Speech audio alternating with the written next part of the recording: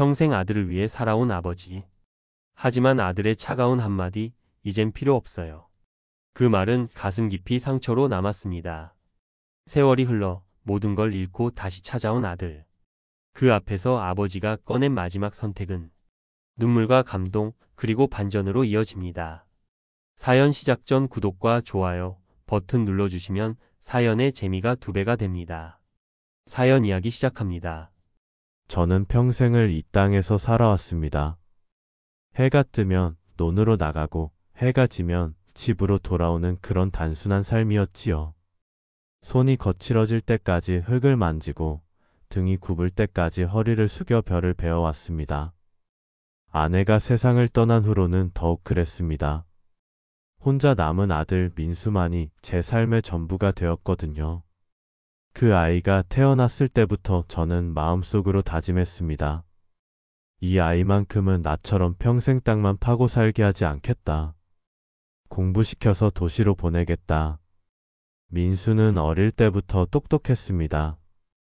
동네 아이들이 개울가에서 물장구 치며 놀 때도 혼자 책을 읽곤 했지요. 학교에서도 항상 반에서 첫째, 둘째를 했습니다. 선생님들이 저를 만날 때마다 민수 아버지, 이 아이는 꼭 대학에 보내세요. 제목이 다릅니다. 라고 말씀하셨어요. 그 말을 들을 때마다 가슴이 벅찼습니다. 동시에 걱정도 되었지요. 농사로는 대학 등록금을 마련하기가 쉽지 않았으니까요. 하지만 포기할 수는 없었습니다. 아들의 미래가 걸린 문제였거든요. 민수가 고등학교에 들어갈 무렵부터 저는 본격적으로 준비를 시작했습니다. 우선 뒷산 밭부터 팔았어요. 조상 대대로 내려온 땅이었지만 아들 교육비 앞에서는 미련을 둘 수가 없었습니다. 아버지, 그 밭까지 팔 필요 없어요. 저는 농대 가서 아버지 일 도와드릴게요. 민수가 그렇게 말했을 때 저는 단호하게 고개를 저었습니다. 안 된다. 너는 더 큰 세상으로 나가야 해. 아버지 같은 삶을 살면 안 돼. 민수는 더 이상 말하지 않았지만 그 눈빛에서 미안함과 고마움을 동시에 읽을 수 있었습니다. 고등학교 3년 동안 저는 낮에는 농사를 짓고 밤에는 읍내 시장에서 야채 장사를 했습니다. 새벽 3시에 일어나 트럭에 배추며 물을 싣고 시장으로 향했지요. 겨울철에는 손발이 얼어서 감각이 없을 정도였지만 민수가 공부하는 모습을 생각하면 견딜 수 있었습니다. 민수는 기대를 저버리지 않았습니다. 전교에서 1등을 놓치지 않았고 마침내 서울의 명문대학교에 합격했습니다. 합격 통지서를 받던 날 저는 정말 하늘이 무너질 것처럼 기뻤어요. 아내의 영정 앞에서 그 소식을 전할 때는 눈물이 주체할 수 없이 흘러내렸습니다. 대학 4년은 제게 더 큰 시험이었습니다. 등록금에 생활비까지 매달 들어가는 돈이 만만치 않았거든요. 결국 조상 대대로 살던 큰 집도 팔고 작은 집으로 이사했습니다. 아버지 미안해요. 제가 너무 큰 짐이 되는 것 같아요. 방학 때 집에 온 민수가 눈물을 글썽이며 말했을 때 저는 그 어깨를 다독이며 대답했습니다. 무슨 소리냐? 아버지가 살면서 가장 보람 있는 일이 너 키우는 거다. 걱정 말고 열심히 해라. 민수는 정말 열심히 했습니다. 장학금도 받고 과외도 하면서 용돈까지 벌어왔어요. 그런 아들이 자랑스럽고 고마웠습니다. 대학 졸업 후 민수는 좋은 회사에 취직했습니다. 그리고 얼마 후 예쁜 여자친구를 데려와 소개했지요. 교사라는 여자아이는 정말 단정하고 예의 바른 아이였어요. 결혼하고 싶습니다, 아버지. 민수의 진지한 표정을 보니 이제 정말 다 컸구나 싶었습니다. 하지만 결혼 준비에도 돈이 많이 들었지요. 남은 논밭을 더 팔고 예금까지 깨서 신혼집 전세금을 마련해 주었습니다. 결혼식 날 저는 정말 행복했습니다. 턱시도를 차려입은 민수가 그렇게 의젓해 보일 수가 없었어요. 이제야 내 역할을 다했구나 하는 뿌듯함으로 가슴이 꽉 찼습니다. 처음 몇 년은 좋았습니다. 민수는 자주 안부를 묻고 명절 때마다 빼먹지 않고 찾아왔어요. 며느리도 친절했고 손자가 태어났을 때는 정말 세상을 다 가진 기분이었습니다. 하지만 시간이 지나면서 무언가 달라지기 시작했습니다. 전화도 점점 뜸해지고 명절에도 핑계를 대며 오지 않는 날이 많아졌어요. 아버지 요즘 너무 바빠서요. 회사 일도 많고 아이들 돌보느라. 그럴 때마다 저는 그래. 바쁜 것도 당연하지 하며 이해한다고 말했지만 마음속 한편에서는 서운함이 자라고 있었습니다. 어느 날 오랜만에 민수가 전화를 했습니다. 반가운 마음에 이런저런 이야기를 하다가 제가 최근 몸이 좀 아프다는 말을 했어요. 그랬더니 민수의 대답이 예전과 달랐습니다. 아버지, 그럼 병원 한번 가보세요. 요즘 의료보험도 있고 노인분들은 진료비도 할인해 주잖아요. 예전 같으면 아버지, 제가 모시고 가겠습니다 라고 했을 텐데 이제는 그냥 혼자 가라는 식이었어요. 그때부터 마음속에 작은 상처가 생기기 시작했습니다. 가장 가슴 아픈 일은 그해 추석 때 일어났습니다. 민수 가족이 3년 만에 집에 왔는데 분위기가 예전과 완전히 달랐어요. 며느리는 내내 불편한 표정이었고 손자들은 시골집을 더럽다는 듯이 바라봤습니다. 저녁을 먹다가 민수가 갑자기 말을 꺼냈습니다. 아버지, 사실 오늘 드릴 말씀이 있어서 왔습니다. 무슨 말인가 싶어 기다렸더니 다음에 나온 말이 제 가슴을 찢어 놓았습니다. 아버지, 이제는 필요 없어요. 저도 제 가정이 있습니다. 아이들 교육비며 집 대출이며 신경 쓸 것도 많고요. 아버지도 이제 혼자서 사실 수 있잖아요. 그 말이 무슨 뜻인지 정확히는 모르겠지만 분명한 건 더 이상 자기들과 엮이고 싶지 않다는 뜻이었어요. 마치 이제 용도가 다한 도구를 치워버리듯 그렇게 말하는 것 같았습니다. 민수야. 제가 무언가 말하려고 했지만 민수는 고개를 돌렸습니다. 죄송합니다, 아버지. 하지만 저도 제 식구들 챙기기가 벅찹니다. 그날 밤 민수 가족은 일찍 서울로 돌아갔습니다. 저는 혼자 남아 빈집에서 밤새 잠을 이룰 수 없었어요. 평생을 바쳐 키운 아들에게 필요 없다는 말을 듣게 될 줄 누가 알았겠습니까? 그 후로 민수와의 연락은 거의 끊어졌습니다. 명절에도 오지 않았고 전화조차 거의 하지 않았어요. 가끔 안부 전화를 하면 늘 바쁘다며 급하게 끊었습니다. 집은 점점 커 보였습니다. 혼자 사는 노인에게는 너무 큰 집이었거든요. 결국 그 집마저 팔고 읍내의 작은 전셋방으로 이사했습니다. 평생 모은 재산이 거의 다 떨어져 갔지만 어쩔 수 없었어요. 건강도 점점 나빠졌습니다. 혼자 끓여 먹는 밥은 맛이 없었고 말할 사람도 없으니 하루하루가 너무 길었어요. 가끔 병원에 갈 때면 자식들이 모시고 온 다른 노인들을 보며 부러워했습니다. 민수는 잘 살고 있을까? 그래도 아들 생각만은 놓을 수 없었습니다. 매일 저녁 뉴스를 보면서도 민수가 다니는 회사는 괜찮을까? 걱정했고 날씨가 추워지면 민수는 감기 들지 않았을까? 하며 마음을 졸였지요. 어떤 날은 정말 외로워서 민수에게 전화를 걸고 싶었지만 그럴 때마다 필요 없다던 그 말이 떠올라 전화기를 다시 내려놓았습니다. 세월은 가혹했습니다. 몸은 점점 약해졌고 혼자 사는 것도 힘들어졌어요. 그래도 마지막까지 민수에게 짐이 되고 싶지 않았습니다. 그 아이가 필요 없다고 했으니까요. 그런데 이상한 일이었습니다. 아들이 저를 버렸다고 해서 제 마음까지 아들을 버릴 수는 없었어요. 오히려 더 그리워졌습니다. 밤에 잠들기 전이면 어린 민수가 아빠, 사랑해요 라고 말하던 모습이 떠올랐고 대학 입학 발표 날 기뻐하던 얼굴이 생각났지요. 결국 저는 한 가지 결정을 했습니다. 마지막 남은 돈을 통장에 넣어두기로 한 거예요. 언젠가 민수가 정말 힘들 때 도움이 될 수 있을지도 모르니까요. 제가 죽으면 어차피 그 아이가 상속받을 텐데 미리 준비해 두는 게 좋을 것 같았습니다. 통장을 만들러 은행에 갔을 때 직원이 어르신, 이 돈으로 뭔가 투자를 해보시는 게 어떨까요? 라고 제안했지만 저는 고개를 저었습니다. 아니요. 그냥 예금으로 해두세요. 언젠가 급하게 쓸 일이 있을지도 모르니까요. 그렇게 통장을 서랍 깊숙이 넣어두고 아무에게도 말하지 않았습니다. 혹시나 해서 작은 쪽지에 비밀번호만 적어두었지요. 그렇게 3년이 흘렀습니다. 저는 하루하루 버텨나갔고 민수는 여전히 연락이 없었어요. 가끔 동네 사람들이 아들은 어떻게 지내냐? 고 물으면 잘 지낸다. 바쁘다고 한다며 대충 둘러댔습니다. 차마 사실을 말할 수는 없었거든요. 그런데 어느 봄날 오후 갑자기 문을 두드리는 소리가 들렸습니다. 요즘은 찾아오는 사람이 거의 없어서 처음에는 잘못 온 줄 알았어요.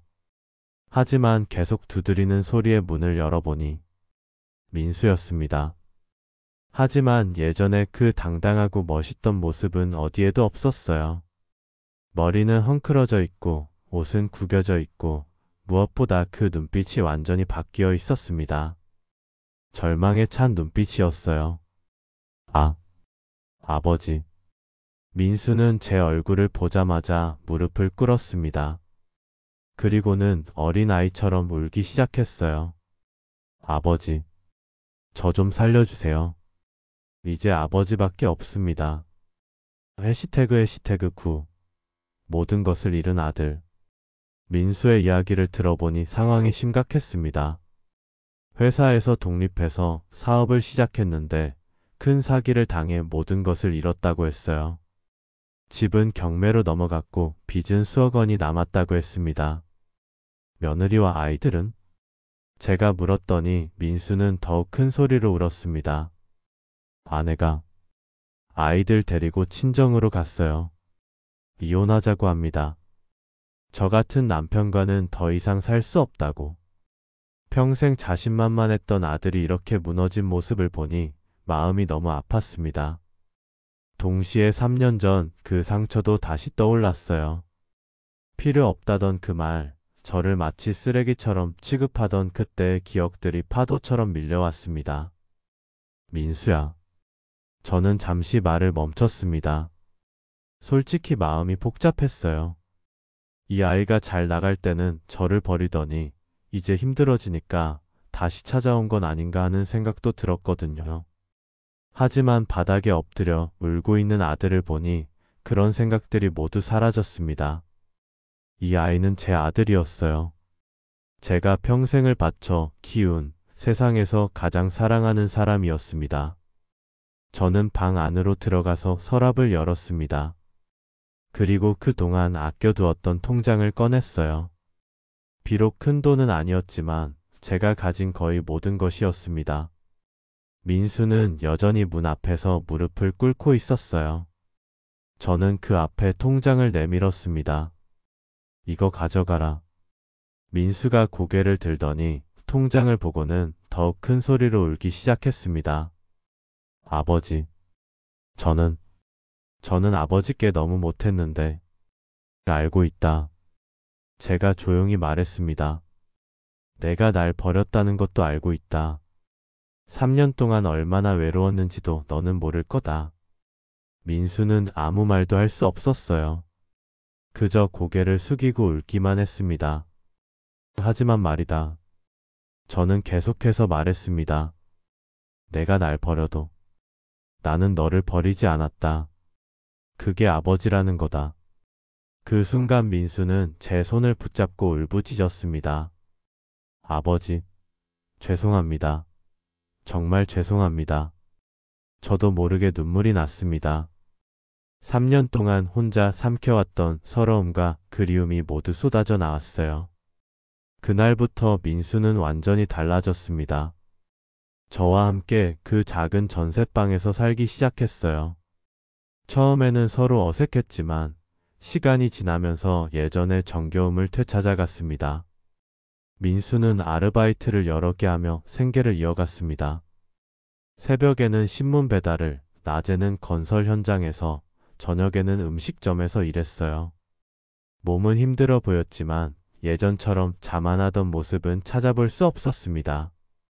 아버지, 제가 음식 해드릴게요. 아니다, 내가 할게. 아버지가 편찮으신데 어떻게 하세요? 제가 하겠습니다. 이런 대화를 나누는 것만으로도 행복했습니다. 3년 동안의 공백이 있었지만 다시 아버지와 아들로 돌아갈 수 있었어요. 어느 날 저녁, 민수가 조심스럽게 말을 꺼냈습니다. 아버지, 제가 아내와 아이들을 다시 만나고 싶습니다. 저는 고개를 끄덕였습니다. 당연하지. 가족은 함께 있어야 하는 거다.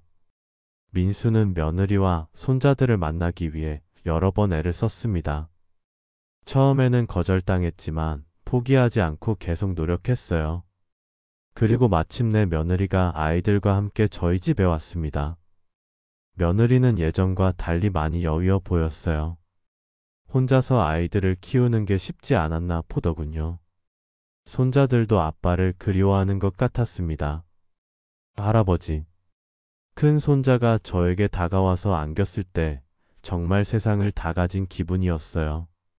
3년 동안 보지 못했던 손자는 많이 자라 있었습니다. 며느리와 민수는 오랫동안 이야기를 나누었습니다. 저는 자리를 피해주려고 했지만 며느리가 아버님도 함께 계세요 라고 했어요. 저희가 너무 철없었습니다. 아버님께 죄송합니다. 며느리가 고개를 숙여 인사할 때 저는 그동안의 원망이 모두 사라지는 것을 느꼈습니다. 이제 그런 말하지 마라. 가족끼리 무슨 죄송하다는 말이냐. 이제 저희는 다시 가족이 되었습니다. 비록 좁은 전셋방이지만 사랑이 가득한 집이 되었어요. 민수는 여전히 열심히 일하고 있고 며느리는 파트타임으로 일하면서 가게의 보탬이 되고 있습니다. 손자들은 주말마다 저에게 와서 옛날 이야기를 해달라고 초릅니다. 그럴 때마다 저는 민수 어렸을 때 이야기를 들려주곤 해요. 할아버지, 아빠도 어렸을 때 말 안 들었어요? 그럼 아주 말썽꾸러기였지. 하지만 착한 아이였어. 그런 이야기를 할 때마다 민수는 부끄러워하면서도 웃습니다. 예전에 그 따뜻한 미소를 되찾았어요. 어느 날 밤 민수가 저에게 말했습니다. 아버지, 정말 죄송했습니다. 제가 너무 어리석었어요. 이제 그런 말 하지 마라. 다 지나간 일이다. 하지만 아버지의 사랑을 이제야 깨달았어요. 정말 위대한 사랑이었습니다. 저는 민수의 어깨를 토닥이며 말했습니다. 그게 아버지라는 거다. 자식이 아버지를 버려도 아버지는 자식을 버릴 수 없는 거야. 지금 생각해보면 그 3년의 시간도 의미가 있었던 것 같습니다. 민수는 그 시간을 통해 진정한 가족의 소중함을 깨달았고 저 역시 아버지로서의 사랑이 무엇인지 더 깊이 이해하게 되었어요. 사랑이라는 것은 조건이 있는 게 아니더군요. 상대가 나를 사랑해야만 내가 사랑하는 게 아니라 그냥 사랑하는 것이 사랑이었습니다. 특히 부모의 사랑은 더욱 그런 것 같아요. 민수는 이제 정말 달라졌습니다. 매일 아침 제 안부를 묻고 몸이 아프면 병원에 데려가겠다고 합니다. 무엇보다 예전처럼 거만하지 않고 겸손해졌어요. 아버지, 제가 성공하면 꼭 큰 집에서 모시고 살겠습니다. 민수가 그렇게 말할 때마다 저는 웃으며 대답합니다. 큰 집이 뭐가 중요하냐? 마음이 중요한 거지. 요즘 저는 정말 행복합니다. 건강도 예전보다 좋아졌고 마음도 평화로워요. 무엇보다 사랑하는 가족들과 함께 있다는 것이 가장 큰 기쁨입니다. 어제는 며느리가 제가 좋아하는 된장찌개를 끓여주었고 손자들은 학교에서 있었던 일들을 재미있게 들려주었어요. 민수는 요즘 작은 사업을 시작하려고 준비하고 있는데 예전처럼 무리하지 않고 신중하게 계획을 세우고 있습니다. 가끔 지나간 일들을 생각해보면 모든 것이 의미가 있었던 것 같습니다. 고통스러운 시간들도 외로운 밤들도 모두 지금의 이 행복을 위한 과정이었던 것 같아요. 아들에게 버림받았을 때는 정말 세상이 끝난 줄 알았습니다. 하지만 그때도 제 마음속에는 사랑이 살아 있었어요. 그 사랑이 결국 우리를 다시 이어준 것 같습니다. 지금도 가끔 민수가 일하러 나간 사이 혼자 있을 때면 그때 일들이 떠오릅니다. 하지만 더 이상 아프지 않아요. 오히려 감사한 마음이 듭니다. 그 모든 시련을 통해 우리 가족이 더 단단해졌으니까요. 오늘 아침에도 민수가 출근하면서 아버지, 저녁에 일찍 들어와서 함께 저녁 먹어요 라고 말했습니다. 그런 작은 약속 하나가 제게는 큰 행복입니다. 사람들은 가끔 저에게 묻습니다. 어떻게 그렇게 용서할 수 있었느냐? 고요. 하지만 저는 용서라는 말보다는 사랑이라는 말이 더 맞다고 생각합니다. 진짜 사랑은 용서할 것도 없이 그냥 사랑하는 것이니까요. 평생을 살면서 깨달은 것이 있다면 가족이야말로 세상에서 가장 소중한 것이라는 사실입니다. 돈도 명예도 모든 것을 잃을 수 있지만 가족의 사랑만은 영원하다는 것을 알게 되었어요. 이제 저는 매일매일이 선물 같습니다. 아침에 눈을 뜨면 사랑하는 사람들의 얼굴을 볼 수 있고 저녁에는 함께 식사를 할 수 있으니까요. 앞으로 얼마나 더 살 수 있을지는 모르겠지만 남은 시간들을 이 아이들과 함께 보낼 수 있다는 것만으로도 충분히 행복합니다. 그리고 언젠가 이 세상을 떠날 때 저는 미소를 지으며 떠날 수 있을 것 같습니다. 제 평생 최고의 작품인 민수가 이제는 정말 훌륭한 아버지가 되어 있을 테니까요. 그리고 저의 사랑이 그 아이를 통해 손자들에게 그리고 그 다음 세대에게도 이어질 테니까요. 이것이 바로 아버지의 사랑입니다.